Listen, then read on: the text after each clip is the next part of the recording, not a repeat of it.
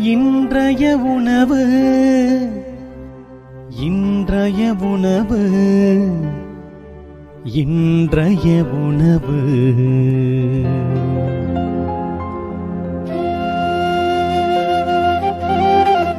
நற்செய்தி வழங்குபவர் தந்தை நிர்மல் ராஜ்.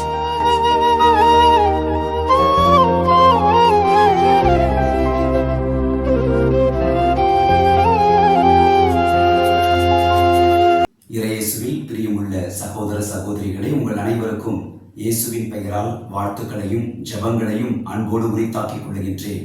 இன்றைக்கு நம் தாய் அன்னை மரியா திருச்சபையின் தாய் என்கின்ற விழாவினை நாம் கொண்டாடுகின்றோம்.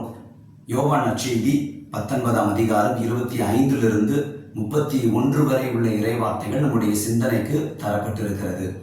அன்னை மரியாள் சிலுவையின் அடியில் நின்ற பொழுது இயேசு அதிகமாய் அன்பு செய்த யோவானிடத்தில் இதோ உன் தாய் என்று அறிமுகப்படுத்துகிறார். தாயை கண்ணோக்கி இதோ உன் மகன் என்று தன்னுடைய சீடரை மகனாக மாதாவின் இடத்தில் ஆண்டவர் ஒப்படைக்கிறார். அன்பானவர்களே, அன்னை மரியாள் நம் எல்லாருக்குமே தாயாக இருக்கிறார்கள். அவ்வாறு யோவானை அடையாள முறையிலே மகனாக ஏற்றுக்கொண்ட அன்னை மரியாள் மற்ற திருத்தூதர்களுக்கும் தாயாக, அந்த குடும்பத்தை வழிநடத்துகின்ற மிகப்பெரிய ஒரு பொறுப்பாளியாக இருந்தார்கள்.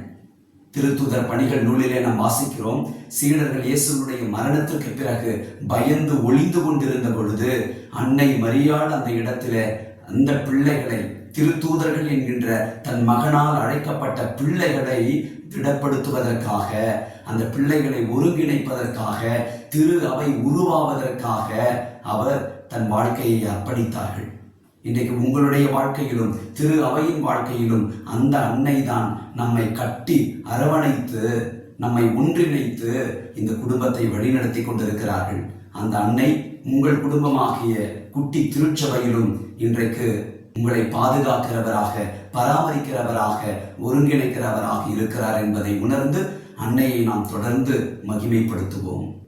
அன்னை மரியாள் திரு அவையினுடைய திருவிழாவை கொண்டாடுகிற இந்த நாளில் நீர் எங்களுக்கு அன்னையாக, அன்னையையே எங்களுக்கு தந்தீரே.